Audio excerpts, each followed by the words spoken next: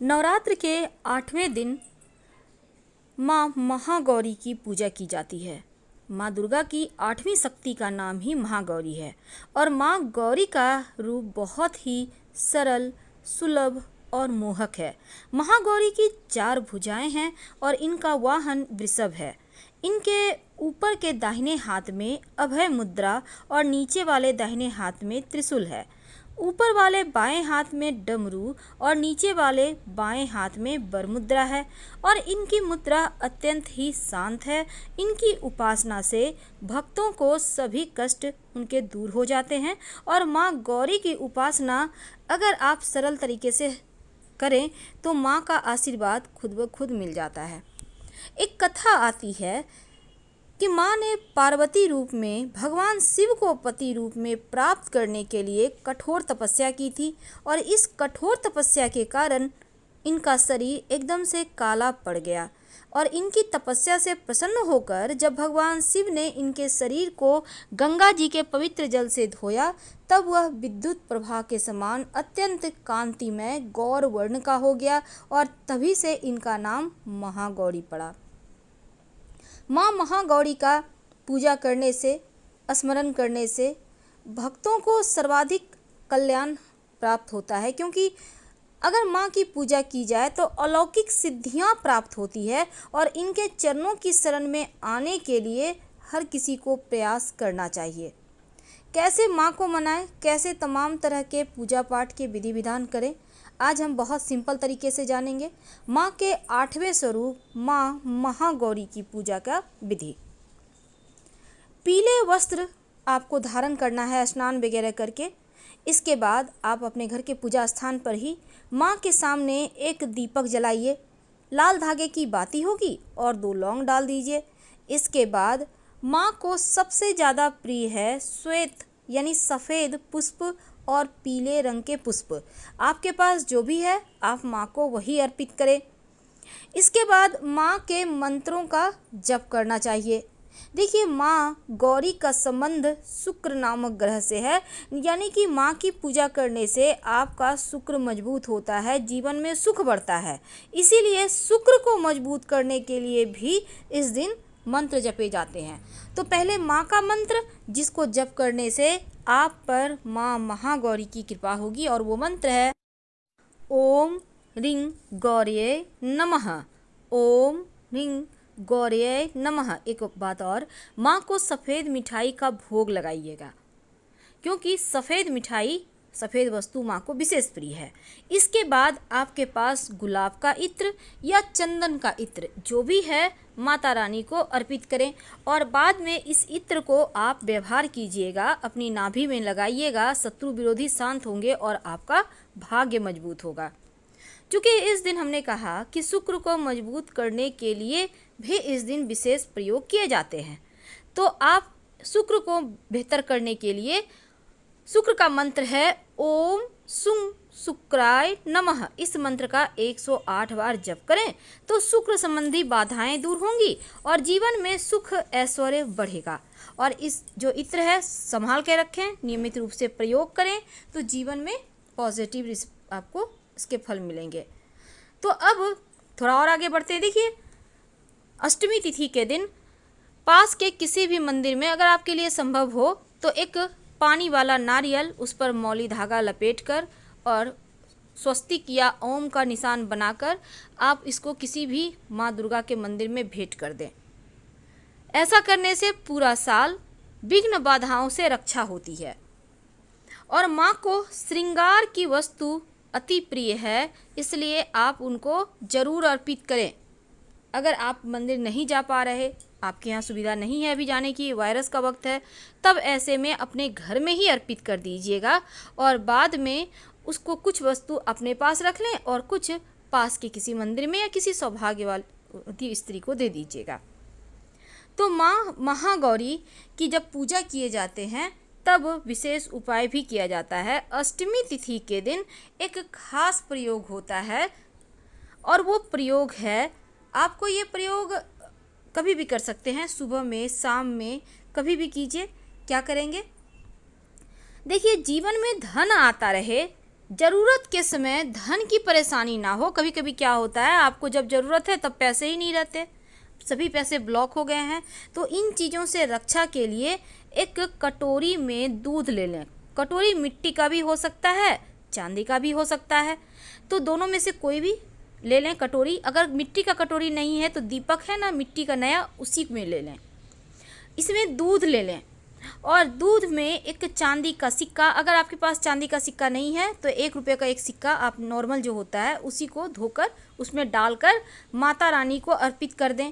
माँ से प्रार्थना करें कि धन की मुश्किलें दूर कीजिए। माँ के सामने इसको 1 घंटे तक रहने दें और 1 घंटे रहने के बाद आप जो सिक्का है इसको आप धोकर नहीं, पोंछकर अपने पास सुरक्षित रख लें। और जो कटोरी वाला दूध है थोड़ा थोड़ा प्रसाद के रूप में खाइए, बाकी के किसी पौधे में डाल दीजिएगा। थोड़ा सा ही आपको लेना है दूध, ज़्यादा बर्बाद नहीं करना है जितने में सिक्का डूब जाए। तो इस दिन एक और छोटा सा प्रयोग किया जाता है। हमने कहा कि माता रानी के मंदिर में जाकर आपको नारियल अर्पित करना है, तो आज के दिन माँ को नारियल का भोग तो अर्पित होगा ही, साथ ही इस नारियल को आप विशेष मनोकामना की पूर्ति के लिए आप कोई भी एक मन्नत मांगते हुए नारियल को अपने सर से उल्टा 3 बार फिराकर बहते हुए जल में प्रवाहित कर दें तो जीवन की मुश्किलें समाप्त हो जाती है। बहता हुआ जल ना हो तो पीपल के नीचे रख दें, या फिर आप जब माता रानी को अर्पित करने जाएंगे, अगर आपके पास ना पीपल का पेड़ है ना बहता हुआ जल है, तब आप सर से 3 बार फिराकर माता रानी के मंदिर में रख दीजिएगा। जीवन की मुश्किलें समाप्त होगी और आपकी विशेष मनोकामना पूर्ण होगी। यह कन्या के सम्मान का भी पर्व है, इसीलिए कुंवारी कन्या को इस दिन भोजन कराया जाता है।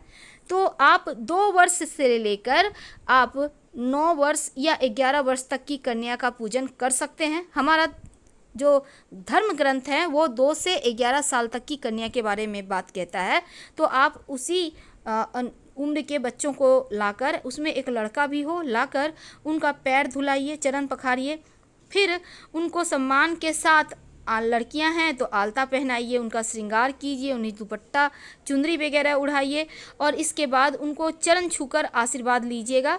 उनको खाने में आप हलवा, पूड़ी, इसके बाद आप कुछ मीठी वस्तु, सात्विक भोजन आपको बनाकर उनको खिलाना है।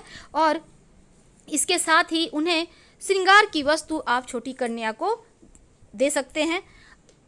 रुमाल नहीं दीजिएगा, बाकी की चीज़ें आप दे सकते हैं।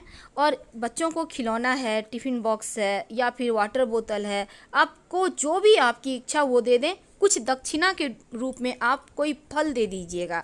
तो इस तरह से महाअष्टमी के दिन आप ये प्रयोग करके कन्या पूजन का आपको फल मिलेगा। और इस दिन एक और छोटा सा प्रयोग किया जाता है, क्योंकि महाअष्टमी का दिन है और अगर हम ज्योतिष की माने तो अष्टमी के दिन महिलाएं अपने सुहाग के लिए देवी माँ को चुनरी भेंट करती हैं। सबसे पहले तो लकड़ी, आप अपने घर में ही मंदिर में ये काम कर सकते हैं।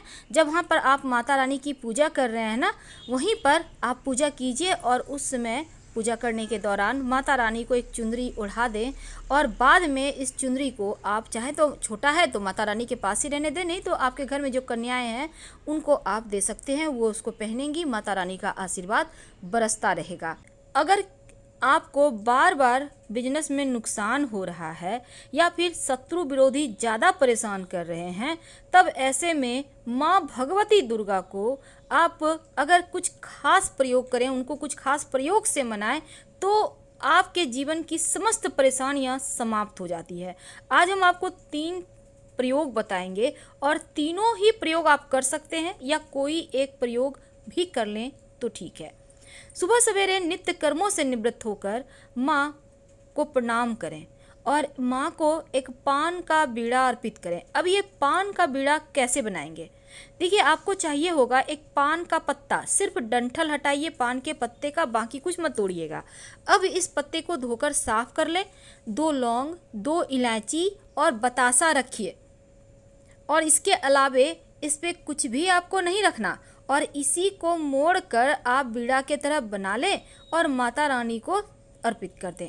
वैसे अगर आपके घर में केसर है तो आप डाल सकते हैं। इसके बाद माँ को अपनी परेशानियाँ, समस्या उनको कहिए और अपनी समस्याओं को आपको बोलना है कि माँ आपका ही सब कुछ है और आपको ही सब सौंप रहा हूँ या रही हूँ। इससे क्या होगा, माँ के ऊपर जब आप अपनी तमाम परेशानियों को सौंप देते हैं तो कहीं ना कहीं माँ आपका जो हेल्प है, जो आपका जो बिजनेस में परेशानी है, जो घाटा हो रहा है या किसी तरह की कोई समस्या है, उससे आपको बाहर निकाल ही लेती हैं।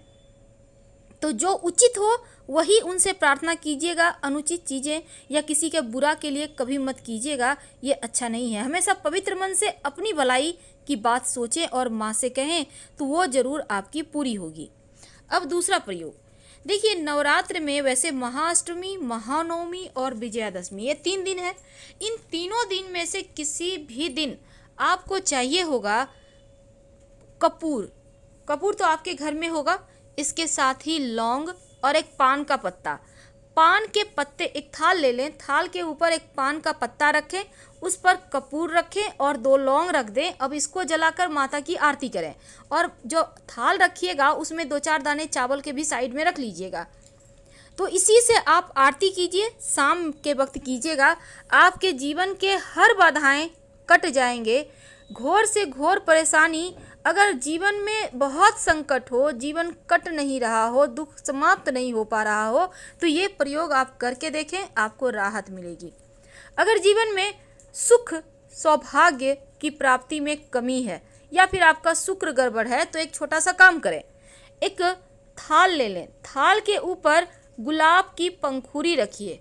अब गुलाब की पंखुड़ी के ऊपर आप कपूर डालकर जलाइए। आप चाहें तो लौंग भी इसमें डाल सकते हैं, नहीं चाहें तो कोई दिक्कत नहीं है, लौंग यहाँ पर ऑप्शनल है। तो कपूर डालकर गुलाब की पंखुड़ी पर जलाइए और माता रानी की आरती कीजिए। तो आपके जीवन की जो भी परेशानियाँ होंगी, शुक्र से संबंधित जो समस्याएं होंगी, जो सुख वाला पार्ट है वो आपका बेहतर होगा और मुश्किलें कम होगी, खत्म हो जाएगी। तो गुलाब की पंखुड़ी पर जब आप ये प्रयोग कर लेते हैं तो आपके जीवन में एक बार फिर से खुशियाँ लौट आती है, क्योंकि ये एक तरह से तांत्रिक क्रिया है, लेकिन इसके फल आपको तुरंत मिलेंगे हाथों हाथ। और जो भी प्रयोग करें, माता रानी को आप अपनी जो समस्या है, जो मनोकामना है, वो बोलकर बोलिए, मन में मत बोलिए, क्योंकि मन में तो अच्छी और बुरी दोनों ही भावना आती है। जो भी कहना है बोल बोल कर कहिए, फिर देखिए कैसे माँ की कृपा आप पर बरसती है। हर हर महादेव। धन्यवाद।